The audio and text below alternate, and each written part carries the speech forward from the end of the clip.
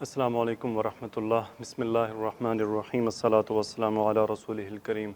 جی الحمدللہ، اللہ تعالیٰ نے آج پھر ہمیں توفیق عطا فرمائی کہ ہم رسول اللہ صلی اللہ علیہ وآلہ وسلم کے ان کی بابرکت زندگی کا جو ہے ان کے بارے میں جانیں۔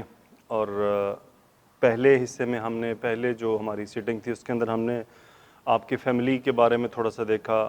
ہاشم، عبد المطلب، یعنی عبد المطلب کیسے پڑا نام ان کا، عبداللہ، حضرت عبداللہ کی شادی، اور اس کے بعد ہم نے اس کے اندر زمزم کے کنویں کی کھدائی کا واقعہ ہم نے اس کے اندر دیکھا۔ اس کے بعد دیت کا قانون، عبداللہ کی جو تھی ان کو ذبح کرنے کا جو پلان وہ کیوں کیا گیا، کیوں ان کو پھر ذبیح اللہ کہا گیا، تو اس طرح سے ہم نے اس میں دیکھا۔ آج ہم آگے چلیں گے۔ آج ہمارے پاس کیا ہے؟ آج ہم واقعہ فیل، بہت امپورٹنٹ واقعہ رسول اللہ صلی اللہ علیہ وسلم کی زندگی سے اس کا کیا تعلق ہے، آپ کی تشریف آوری سے، ولادت باسعادت سے کیا تعلق ہے اس کا۔ اس کے بعد رسول اللہ صلی اللہ علیہ وسلم کی ولادت سے متعلق چند باتیں ہم دیکھیں گے، اور انشاءاللہ آج سے یوں سمجھیں کہ رسول اللہ صلی اللہ علیہ وسلم کی ذاتی زندگی کے جو اپنے بارے میں ہے وہ سلسلہ ایک شروع ہو جائے گا۔ اللہ تعالیٰ سے دعا ہے کہ ہمیں اس کو سمجھنے، اس پہ عمل کرنے اور اس کے اثر کو محسوس کرنے کی توفیق عطا فرمائے، جو ہمارا مقصد ہے کہ ہم رسول اللہ صلی اللہ علیہ وسلم کی زندگی کو پڑھیں، دیکھیں کہ کتنی آپ کو تکلیفات، مشکلات، یا آپ کو کن کن کٹھن باتوں سے گزرنا پڑا، یا آپ کے اوصاف کیا تھے، آپ کیسے ڈیل کرتے تھے، اس سب سے ہمارا مقصد ہے سیکھنے کا۔ تو واقعہ فیل ایک انتہائی اہم واقعہ ہے، اور یہ واقعہ رسول اللہ صلی اللہ علیہ وآلہ وسلم کی پیدائش، آپ کی ولادت باسعادت سے تقریباً 55 روز پہلے پیش آیا، اور یہ واقعہ انتہائی اہمیت رکھتا ہے مکہ کی اور عرب کی زمین میں، نہ صرف عرب کی زمین میں بلکہ پورے عالم میں، کیونکہ اس واقعے کے جو اثرات تھے انہوں نے سیاسی طور پر بہت امپیکٹ چھوڑا پوری روم پر، فارس پر، کہ جب انہوں نے سنا کہ اتنا بڑا واقعہ پیش آ گیا تو ان کے اوپر بہت بڑا امپیکٹ گیا، اور قریش کی اور مکہ والوں کی ایک دھاک بیٹھ گئی، ایک وزن بیٹھ گیا کہ یار ان کو نہیں چھڑا جا سکتا۔ تو اس کے علاوہ علماء نے یہاں یہ بھی لکھا ہے کہ اس واقعے کے بعد وہاں سے ایک نبی برحق کا اٹھ جانا کوئی یعنی کوئی ایسی اچنبھے کی بات نہیں تھی، اٹس پاسبل کہ وہاں سے ایسا ہو سکتا تھا۔ تو یہ ایک طرح سے ایک سیاق و سباق بھی وہاں پہ اللہ تعالیٰ نے کھڑا کر دیا اس واقعے سے، کہ جہاں یہ واقعہ ہو سکتا ہے تو وہاں سے ایک نبی بھی اللہ تعالیٰ وہاں پہ بھیج سکتے ہیں، وہاں سے نبی کا اٹھانا کوئی انوکھی بات نہیں ہوگی، بلکہ وہ بھی ایک قابل قبول بات ہوگی۔ تو میں آپ کو اس کا خلاصہ بتاتا ہوں کیا تھا۔ امید آپ جانتے ہیں ابرہہ کا اصل نام تھا ابرہہ بن صبا حبشی۔ یہ نجاشی بادشاہ کی طرف سے یمن میں گورنر جنرل تھا۔ جب دیکھا کہ اہل عرب، اس نے کیوں ایسا کیا؟ اس نے دیکھا کہ اہل عرب جو ہیں وہ مکہ میں خانہ کعبہ کی عبادت کرتے ہیں، اور پوری دنیا سے، وہاں سے ڈیفرنٹ جگہوں سے لوگ جو ہے اس کی وزٹ کو آتے ہیں، اور صاف ظاہر ہے کہ ایک معاشی اور ہر لحاظ سے ایک اہمیت بڑھ رہی ہے، وزٹرز بھی آ رہے ہیں، تجارت بھی ہو رہی ہے، لوگ ایک اعلیٰ مقام ملا ہوا ہے۔ اس حسد نے مجبور کیا کہ ہم یہ جو ٹریفک ہے اپنی طرف موڑ لیں۔ اس کے لیے اس نے ایک کلیسا تعمیر کروایا یمن میں۔ اس کلیسا کے تعمیر کروانے کا مقصد یہ تھا کہ اس ٹریفک جو خانہ کعبہ جا رہی ہے اس کو ادھر ڈائیورٹ کیا جائے۔ کنانہ جو ہے وہ کہلاتے ہیں جی، بنو کنانہ سے ایک آدمی نے جب یہ سنا کہ ایسا وہاں پہ کلیسا تعمیر کیا گیا، وہ وہاں پر گیا، اس نے جا کے اندر اس کے وہ کیا کیا، یعنی ٹوائلٹ کر دی، جسے پخانہ کہتے ہیں، پخانہ کر کے اس نے دیواروں پہ مل دیا۔ اس واقعے نے، اس بات نے بہت ان کو غصہ دلایا، ابرہہ اور اس کی جو ساتھی تھے۔ تو اس پر اس نے شدید غصہ کیا، اور اس نے تلاش کیا کہ پتہ چلا جی یہ حجاز سے ایک آدمی آیا تھا، اس نے یہ کام کیا ہے، تو اس سے بدلہ لیا جائے۔ تو اس بدلے کے لیے اس نے حملے کی تیاری کی۔ تقریباً 60,000 کا لشکر تھا، 9 سے 13 ہاتھی تھے۔ اس نے اپنے لیے ایک اسپیشل ہاتھی چنا جس کو محمود جس کا نام بتایا جاتا ہے کہ اس ہاتھی کا نام محمود تھا۔ اس نے سفر شروع کیا یمن سے یہ نجران کے راستے، طائف کے راستے ہوتا ہوا یہ کہاں پہنچا جی؟ مکہ اس کا پڑاؤ تھا۔ اور یمن والا وہی بارڈر جہاں آج بھی مسائل چل رہے ہیں، کہ وہ جو چھوٹا سا ایک ہے جہاں سے سعودی عرب سے بالکل وہ کمپیکٹ ہو جاتی ہے جگہ، سمندر کا جو راستہ تنگ ہوتا ہے وہاں اس راستے کے ذریعے۔ اور راستے میں طائف میں جو بنو ثقیف تھا انہوں نے اس کی ہیلپ کی۔ بنو ثقیف میں مغمس نامی وہاں پہ ایک جگہ ہے، وہاں پہ جو ان کا لیڈر تھا بنو ثقیف کا وہ مر گیا۔ اچھا وہ مر گیا، اس کی قبر وہیں پہ، تو بہت عرصہ تک تاریخ میں لکھا ہے کہ عرب جو ہے اس کی قبر کو سنگریزی کرتے رہے، اس غصے کے طور پر کہ اس نے ابرہہ کا ساتھ دیا۔ ابرہہ جو ہے یہ لشکر لے کر مزدلفہ اور مینا کے علاقے میں پہنچ گیا جسے وادی محصر کا نام دیا جاتا ہے، اور کعبے کی طرف بڑھنے لگا۔ اب ہوا یہ کہ وہاں پہ اس کے ہاتھی جو ہے وہ بیٹھ گیا۔ ہاتھی کو اگر وہ یمن کی طرف موڑے تو ہاتھی چل پڑے، اور اگر وہ مکہ کی طرف موڑے تو ہاتھی بیٹھ جائے۔ اس بات نے اسے کافی پریشان کیا۔ اسی دوران پھر ایک واقعہ پیش آتا ہے، وہ میں آپ کو شیئر کرتا ہوں دوسری کتاب سے، کہ ابو عبد المطلب جو ہیں وہ ان کی ملاقات ابرہہ سے ہو رہی ہے۔ اس ملاقات میں کیا بات ہوئی؟ مکہ کے سب سے بڑے سردار اس وقت عبد المطلب تھے۔ ایلچی نے ان سے مل کر ابرہہ کا پیغام پہنچایا۔ انہوں نے کہا کہ ہم میں ابرہہ سے لڑنے کی طاقت نہیں، یہ اللہ کا گھر ہے، وہ چاہے گا تو اپنے گھر کو بچا لے گا۔ ایلچی نے کہا آپ میرے ساتھ ابرہہ کے پاس چلیں۔ وہ ان پر راضی ہو گئے اور اس کے ساتھ چل دیے۔ عبد المطلب اس قدر وجیح اور پر عظمت شخص تھے کہ ابرہہ انہیں دیکھ کر بہت متاثر ہوا۔ جیسے کہ ہم نے اس دن بھی پڑھا تھا کہ عبد المطلب کی جو شخصیت تھی وہ بہت وجاہت والی تھی، بڑی، یعنی اس کے اندر سٹرونگ ان کی شخصیت تھی کہ اچھا خاصا بندہ جو ہے اس سے کیا متاثر ہو جاتا تھا۔ وہ اپنے تخت سے اتر آیا اور ان کے پاس آ کر بیٹھ گیا۔ ابرہہ نے سردار عبد المطلب سے پوچھا آپ کیا چاہتے ہیں؟ انہوں نے کہا میرے جو اونٹ پکڑ لیے گئے ہیں وہ مجھے واپس دے دیے جائیں۔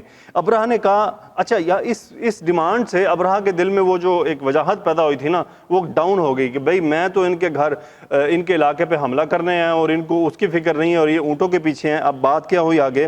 ابرہہ نے کہا کہ آپ اپنے اونٹوں کا مطالبہ تو کر رہے ہیں، یہ جو گھر آپ کا اور آپ کے آبائی دین کا مرکز ہے اس کے بارے میں کچھ نہیں کہتے۔ انہوں نے کہا میں تو صرف اپنے اونٹوں کا مالک ہوں، میں تو کیا ہے اپنے اونٹوں کا مالک ہوں اور انہی کے بارے میں آپ سے درخواست کر رہا ہوں۔ رہا یہ گھر تو یہ اس کا ایک رب ہے، وہ خود اس کی حفاظت کر لے گا۔ ابرہہ نے جواب دیا وہ اس کو مجھ سے نہ بچا سکے گا۔ عبد المطلب نے کہا آپ جانیں اور وہ جانیں، آپ جانیں اور وہ جانے۔ دوران گفتگو عبد المطلب نے بھی یہی کہا یہ اللہ کا گھر ہے، آج تک اس نے کسی کو اس پر مسلط نہیں ہونے دیا۔ یہ کہہ کر وہ ابرہہ کے پاس سے اٹھ آئے اور اس نے ان کے اونٹ واپس کر دیے۔ اب ہوا کیا تھا کہ قریش نے مکہ خالی کر دیا تھا، وہ بڑی بڑی پہاڑیوں پر چڑھ گئے۔ اچھا، وہ پہاڑیوں پر چڑھ کے چھپ کر یہ منظر دیکھنے لگے، کیونکہ ان کو بھی ڈاؤٹ تھا کہ یہ کوئی معمولی بات نہیں ہے، یہ جو حملہ ہونا ہے۔ وہ دیکھنا چاہتے تھے کہ ان کے ساتھ ہوتا کیا ہے، کیونکہ ان کو بھی یقین تھا کہ رب بچائے گا، کیونکہ جب کیونکہ ان کو آلریڈی معلوم تھا خانہ کعبہ کی اہمیت کا، اس کی فضیلت کا۔ اب حرم کے جو قریشی سردار تھے انہوں نے چند دعائیں مانگی تھی جا کے۔ وہ دعا میں آپ سے اردو میں ہی شیئر کر دیتا ہوں، عربی میں اس کو نکال دیتا ہوں۔ وہ دعا انہوں نے کیا مانگی؟ انہوں نے کہا کہ الہی بندہ اپنے گھر کی حفاظت کرتا ہے، تو بھی اپنے گھر کی حفاظت فرما۔ کل ان کی صلیب اور ان کی قوت تیری قوت کے مقابلے پر غالب نہ آ پائے۔ اگر تو ہمارے قبلے کو چھوڑ دینا چاہتا ہے تو پھر تو جو چاہے مرضی کر، یعنی اگر تو چاہتا ہے کہ تیرا قبلہ مغلوب ہو جائے تو پھر تیری مرضی ہے۔ اے ہمارے رب، ہم ان کے مقابلے میں تیرے سوا کسی سے امید نہیں رکھتے۔ اے ہمارے رب، ان سے اپنے حرم کی حفاظت فرما۔ اس گھر کا دشمن تیرا دشمن ہے، لہٰذا اپنی بستی کو تباہ کرنے سے انہیں روک دے۔ یہ دعائیں مانگ کر عبد المطلب اور ان کے ساتھی پہاڑوں پر چلے گئے۔ چلو جی، اس واقعے سے یہ ہوا کہ وہ ساتھی جو سارے تھے وہ پہاڑوں پر اب چڑھ گئے۔ آگے منظرنامہ کیا بنتا ہے؟ اسی دوران اللہ سبحانہ و تعالیٰ نے چڑیوں کا ایک جھنڈ بھیج دیا جس نے لشکر پر ٹھیکری جیسے پتھر گرائے، اور اللہ تعالیٰ نے اسی سے انہیں کھائے ہوئے بھس کی طرح بنا دیا۔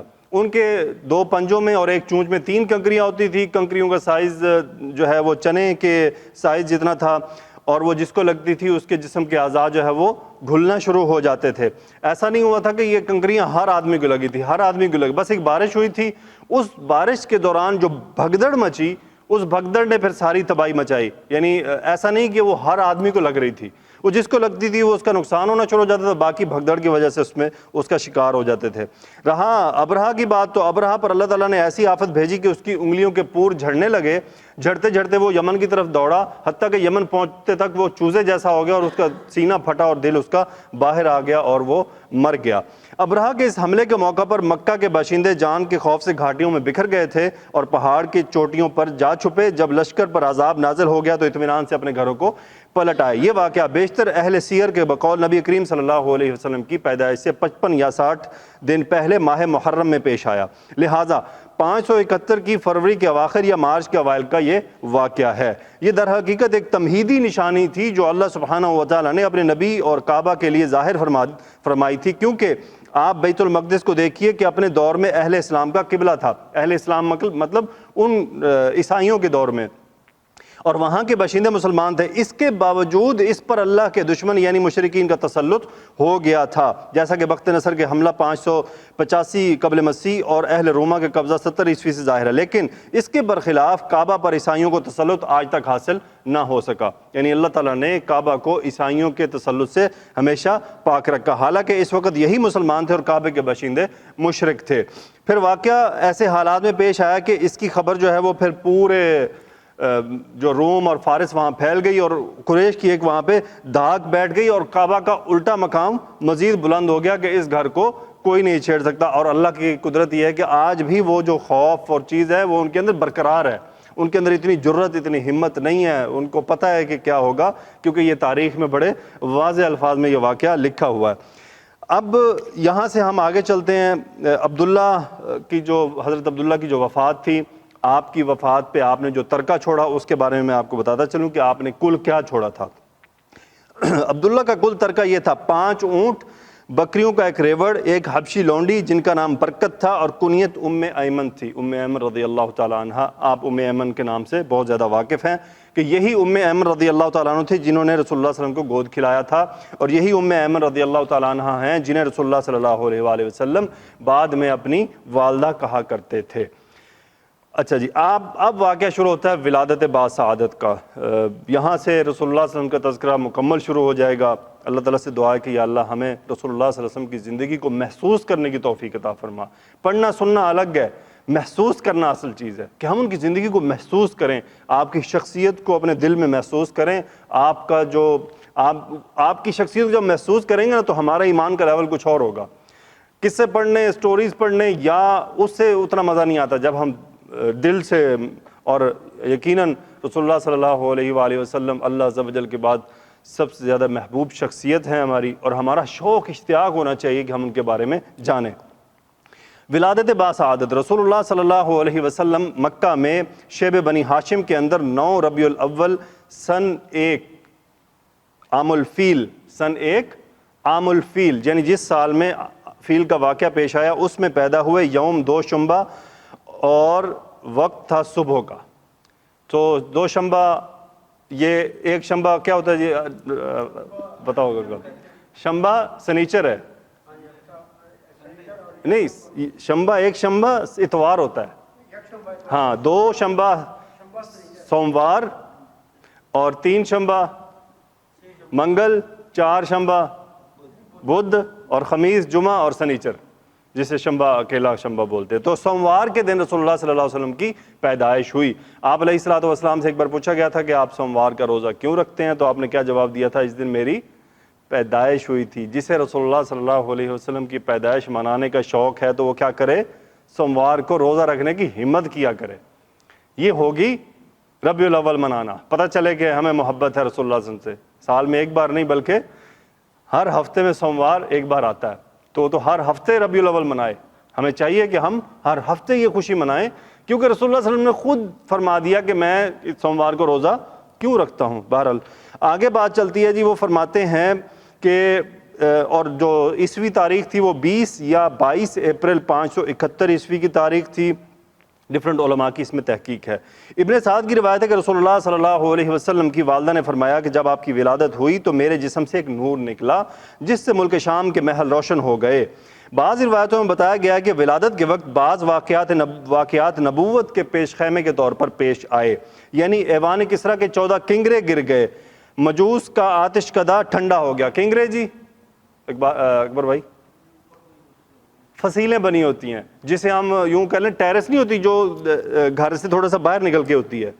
تو میں اس کے بارے میں دیکھ رہا تھا کہ یہ کنگرے اسپیشلی بولا جاتا تھا جو قلعوں کے اوپر فصیلیں بنی ہوتی تھی جس کے اوپر سے گولہ باری کی جاتی تھی، اسپیشل وہ آگے نکل کے اس کے اوپر رکھا ہوتا تھا انہوں نے، جو بھی ان کا سلسلہ تھا۔ تو وہ اس کے بارے میں بتاتے ہیں جی، وہ 14 وہ گر گئے۔ پھر بحیرہ ساوا جو ہے وہ خشک ہو گیا اور اس کے گرجے منہدم ہو گئے۔ یہ طبری اور بحقی وغیرہ کی روایت ہے، لیکن یہاں پہ ایک بات ہے کہ یہ تمام روایات جو ہیں یہ ضعیف ہیں، یہ سند ثبوت کو نہیں پہنچتی۔ ٹھیک ہے جی، یہ باتیں بھی آپ کو بتائی ہیں، وہ اپنی تحقیق میں لکھتے ہیں کہ یہ باتیں سند ثابت کو نہیں پہنچتی۔ وجہ یہ ہے کہ یہ واقعات بڑے بڑے تھے اور یہ تاریخ میں پیش آئے تو ان کا کہیں ریکارڈ ہونا چاہیے تھا. جیسے آپ کو پتا ہوگا کہ ڈاکٹر ذاکر نائک سے ایک سکھ نے سوال کیا تھا کہ وہ بابا گرو نانک نے پاؤں ادھر کیا تو کعبہ ہل کے ادھر ہو گیا. سنا ہے جی واقعہ آپ نے؟ تو ڈاکٹر ذاکر نائک نے یہی جواب دیا تھا کہ اتنا بڑا واقعہ تھا, اگر یہ تو جیولوجیکل ڈفرینس ہو جاتا نا, تو یہ واقعہ کہیں ریکارڈ ہونا چاہیے تھا. تو یہ کنگرے گرنا یہ بڑے بڑے واقعات تھے, چھوٹے واقعات نہیں تھے. یہ ان کی اپنی کتابوں میں بھی محفوظ ہونے چاہیے تھے, کیونکہ جن کی کنگرے گر رہے ہیں یا جن کا آتش کدہ بجھ گیا, ان کو تو نہیں پتا کہ یہ نبی کی وجہ سے بجھا. وہ تو ریکارڈ کرتے نا اس کو کہ بھئی ہمارے ہاں یہ واقعہ ہوا تھا, لیکن ایسا کوئی ریکارڈ تحقیق کے باعث موجود نہیں ہے. بہرحال ہمیں یعنی میں آپ کے سامنے پیش کر رہا ہوں, میں اپنی طرف سے آپ کے سامنے کوئی تحقیق نہیں پیش کر رہا. اگر سننے والوں کو آن لائن کسی کو کوئی اعتراض ہو تو بھائی وہ کتابوں کی طرف ریفر کر سکتے ہیں. ولادت کے بعد آپ کی والدہ نے حضرت عبد المطلب کے پاس پوتے کی خوشخبری بھجوائی. وہ شاداں و فرحاں تشریف لائے اور آپ کو خانہ کعبہ میں لے جا کر اللہ سے دعا کی اور شکر ادا کیا, اور آپ کا نام محمد تجویز کیا. آپ کا نام کیا جی؟ محمد تجویز کیا. یہ نام عرب میں معروف نہ تھا. پھر عرب دستور کے مطابق 7ویں دن ختنہ کیا, اور آپ کو آپ کی والدہ کے 1 ہفتے بعد سب سے پہلے ابو لہب کی لونڈی ثویبہ نے دودھ پلایا. اس وقت اس کی گود میں جو بچہ تھا اس کا نام مسروح تھا. ثویبہ نے آپ سے پہلے حضرت حمزہ بن عبد المطلب کو اور آپ کے ابو سلمہ بن عبد الاسد مخزومی کو بھی دودھ پلایا. اچھا جی, رسول اللہ صلی اللہ علیہ وسلم کا نام محمد رکھا گیا. اس سے پہلے جو انہوں نے تحقیق لکھی ہے, محمد نام کے تقریباً کوئی 3 آدمی آلریڈی موجود تھے. تو محمد نام ایک ایسا نام تھا جو عام مشہور نام نہیں تھا. اللہ تعالیٰ نے توفیق عطا فرمائی اور یہ نام رکھا گیا.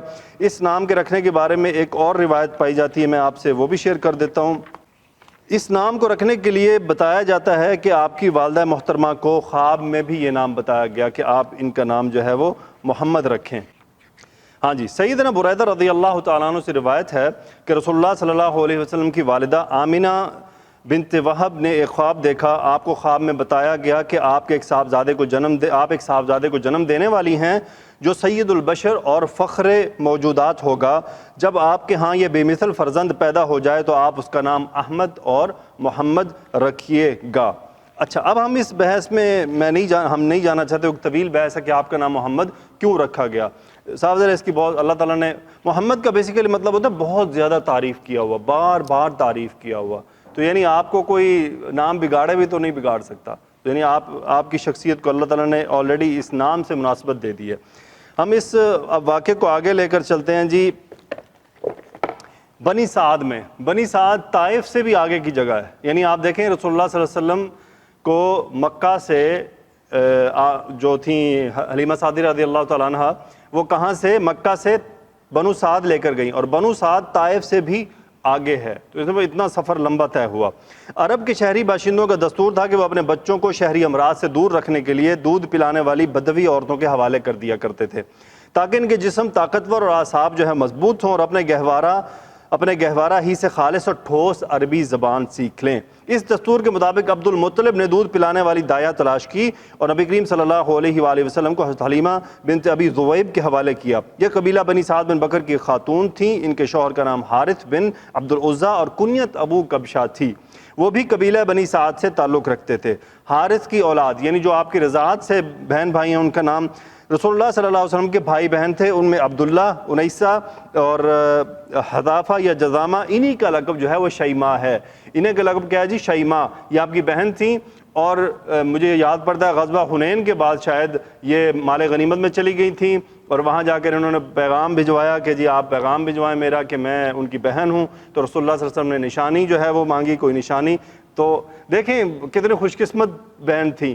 یا امیجن کرنے کی بات ہے نا, یہی تو ہم نے محسوس کرنا ہے کہ انہوں نے نشانی کیا بتائی کہ آپ میرے پاس کھیل رہے تھے بچپن میں, آپ نے میرے بازو پہ چک کاٹ لیا تھا, اس کا نشان باقی ہے. کیا خوش قسمت چک تھا اور کیا خوش قسمت بازو تھا کہ جہاں وہ کھیلی, جہاں چک لگایا. یعنی ہمیں اس طرح سوچنا ہے کہ کس قدر خوش قسمت تھیں وہ.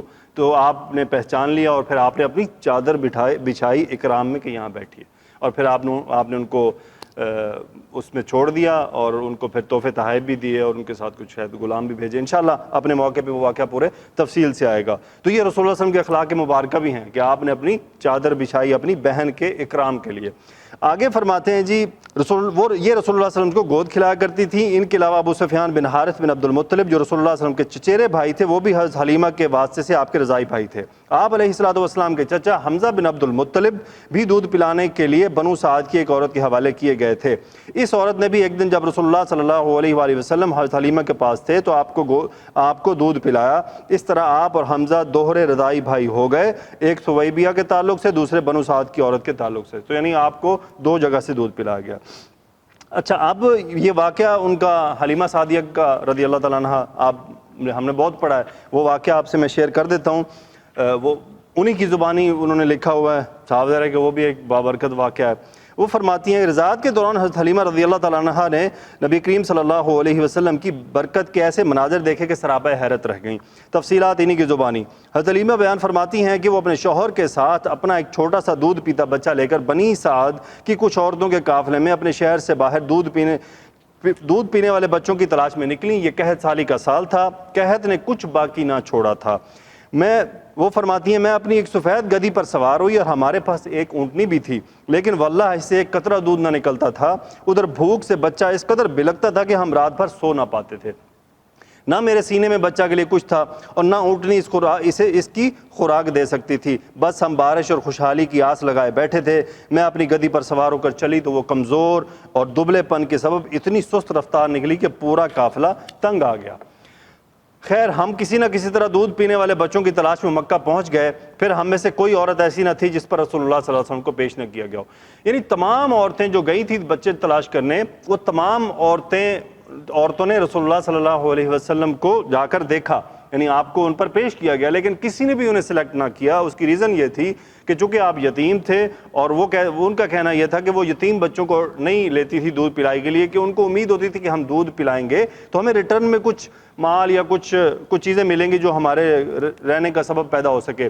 تو چونکہ رسول اللہ صلی اللہ علیہ وسلم یتیم تھے تو اس لیے وہ ان کو چھوڑ دیتی تھی. اب ہوا یہ کہ ان کو کوئی بھی بچہ نہ ملا, تو ایٹ دی اینڈ انہوں نے اپنے شوہر سے ڈسکس کیا بھئی مجھے تو بڑی شرم آ رہی ہے کہ اب سب کے پاس بچے ہیں اور میں خالی جاؤں واپس. تو ان کے جو شوہر تھے حارث رضی اللہ تعالیٰ عنہ, انہوں نے انہیں مشورہ دیا کہ آپ ایسے کیجئے کہ یہ جو بچہ ہے محمد یعنی صلی اللہ علیہ وآلہ وسلم انہیں لے لیجئے, انشاءاللہ امید ہے اللہ کی برکت سے, اللہ تعالیٰ کی طرف سے برکت آئے گی. انہوں نے ایسا ہی کیا, جا کر بچے کو یعنی رسول اللہ صلی اللہ علیہ وسلم کو لے لیا. حضرت حلیمہ کہتی ہیں کہ جب میں بچے کو لے کر اپنے ڈیرے پر واپس آئی اور اسے اپنی آغوش میں رکھا تو اس نے جس قدر چاہا دونوں سینے دودھ کے ساتھ اس پر امڈ پڑے اور اس نے شکم سیر ہو کر پیا. تو یہ رسول اللہ صلی اللہ علیہ وسلم کی پہلی برکت انہوں نے دیکھی. اس کے ساتھ اس کے بھائی نے بھی شکم سیر ہو کر پیا, یعنی جی بھر کر دودھ پیا. حالانکہ اس سے پہلے ہم اپنے بچے کے ساتھ سو نہیں سکتے تھے. ادھر میرے شوہر اونٹنی دونے گئے تو دیکھا کہ تھن دودھ سے لبالب بھرے ہوئے ہیں. انہوں نے اتنا دودھ دوہا کہ ہم دونوں نے نہایت آسودہ ہو کر پیا اور بڑے آرام سے رات گزاری. ان کا بیان ہے کہ صبح ہوئی تو میرے شوہر نے کہا حلیمہ خدا کی قسم تم نے ایک بابرکت روح کو حاصل کیا ہے. میں نے کہا مجھے بھی یہی توقع ہے. حلیمہ کہتی ہیں کہ اس کے بعد ہمارا قافلہ روانہ ہوا. میں اپنی اسی خستہ حال گدھی پر سوار تھی, اس بچے کو بھی اپنے ساتھ لیا, لیکن اب وہی گدھی خدا کی قسم پورے قافلے کو کاٹتی ہوئی آگے بڑھتی جا رہی ہے. کوئی گدھا اس کا ساتھ نہ پکڑ سکا. یہاں تک کہ میری سہیلیاں مجھ سے کہنے لگیں او ابو ذؤیب کی بیٹی, ارے یہ کیا, ذرا ہم پر مہربانی کرو, یعنی رکو تو صحیح, ہمیں پکڑائی تو دو. یہ تیری وہی گدھی ہے جس پر تو سوار ہو کر آئی تھی؟ میں کہتی ہاں باخدا یہ وہی ہے. وہ کہتی ہیں اس کا یقیناً کوئی معاملہ خاص ہے, کوئی خاص بات ہوئی ہے. پھر ہم بنو سعد میں اپنے گھر کو آ گئے. مجھے معلوم نہیں کہ اللہ کی روئے زمین پر کوئی خطہ ہمارے علاقے سے زیادہ قحط زدہ تھا, لیکن ہماری واپسی کے بعد میری بکریاں چرنے جاتی. اچھا ہوا ہے کہ ان کی بکریاں جدھر بھی چرنے جاتی جب واپس آتی تو جناب لبالب دودھ بھرے ہوتے, جبکہ دوسروں کی بکریاں چر کے بھی آتی تو دودھ نہ آتے. تو وہ بھی حیران ہوتے کہ بھئی, بلکہ اپنے وہ جو چرواہے ان کو کہا کرتے تھے کہ بھئی اس کو وہاں لے کے جایا کرو جہاں ابو ذؤیب کی بکریاں جاتی ہیں تاکہ ہمیں بھی کچھ دودھ نکلے. تو وہ فرماتی ہیں کہ شہر کے جو اپنے چرواہوں سے کہتے ہیں کہ کم بختو جانور وہیں چرانے لے جایا کرو جہاں ابو ذؤیب کی بیٹی کا چرواہا لے کر جاتا ہے, لیکن تب بھی ان کی بکریاں بھوکی واپس آتی. ان کے اندر ایک قطرہ دودھ کا باقی نہ رہتا۔ اچھا بہرحال یہ وہ مشاہدات کرتی رہیں، بار بار ان کو اس قسم کے مشاہدات رہے۔ رسول اللہ صلی اللہ علیہ وسلم 2 سال کے ہو گئے اور 2 سال میں آپ ایک صحت مند بچے کے طور پر سامنے آئے۔ اس کے بعد ہم نے اس بچے کو اس کی والدہ کے پاس لے جانا چاہا، لیکن ہم جو اس کی وہ ہوا یہ کہ انہوں نے اس کی برکت، آپ صلی اللہ علیہ وسلم کی برکات دیکھی اور اس کی وجہ سے ان کے دل میں خواہش پیدا ہوئی کہ ان کو ابھی اور رکھا جائے۔ وہ وہاں گئیں، انہوں نے خدیجہ رضی اللہ تعالیٰ عنہ کے سامنے آمنہ بنت وہب کے سامنے جو ہے اپنا عذر پیش کیا اور کہا کہ یہاں وبا پھیلی ہوئی ہے، کچھ یعنی سلسلہ بنایا کہ انہیں آپ ہمارے پاس رہنے دیں مزید کچھ وقت کے لیے۔ تو طے یہ پایا کہ وہ 4 سال یعنی کچھ عرصہ وہاں رہیں گے، لیکن وہ 4 سال تقریباً وہاں رہے تھے، 6 سال کی عمر میں واپسی ہوئی تھی۔